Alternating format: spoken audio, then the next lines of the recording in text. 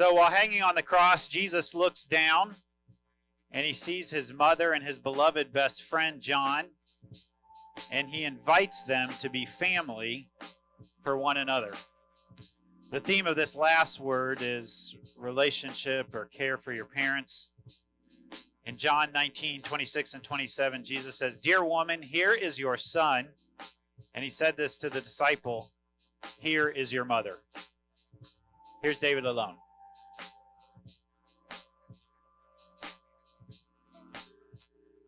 I picked this prompt, this words of Jesus, and I picked the hardest poem to write. I haven't spoken to my own mother in over 2 years, this poem feels very unfinished, and it ends in a very strange way, at least for me. It's open-ended, and yet it feels like it ends like a car crashing into a wall. So,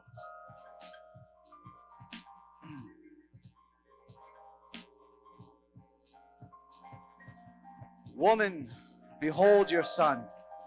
Those were the words Jesus said shortly before he ran out of breath. Every word took excruciating effort. For Jesus was an excruciating torture, for he was hanging on a crucifix. Below him was his mother, his aunts, Mary the wife of Clopas, Mary Magdalene, and next to his mother was the disciple whom he loved, otherwise known as John. To John he said, "Here is your mother." With those words, and from that hour, John took in the mother of Jesus into his home without thinking. He listened to the words of his rabbi. And Mary listened too. She listened to her son, who when faced with his own death was concerned about his mother. This mother who had to bear the weight of losing a child, watching him take each breath in agony. Oh, what a long walk home. As new mother and son tarry along, struggling to carry one another home.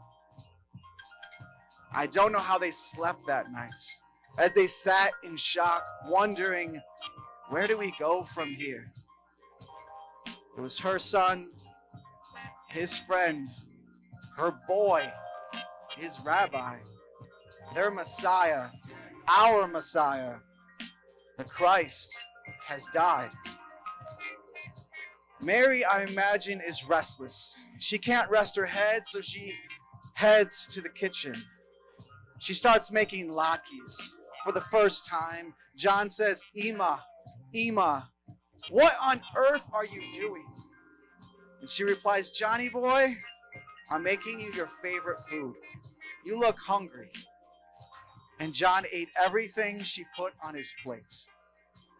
Mary, mother of John, Mary, mother of God. And with those words, the church splits. We abandoned our mother. We failed to take her into our home, to care for her as our own.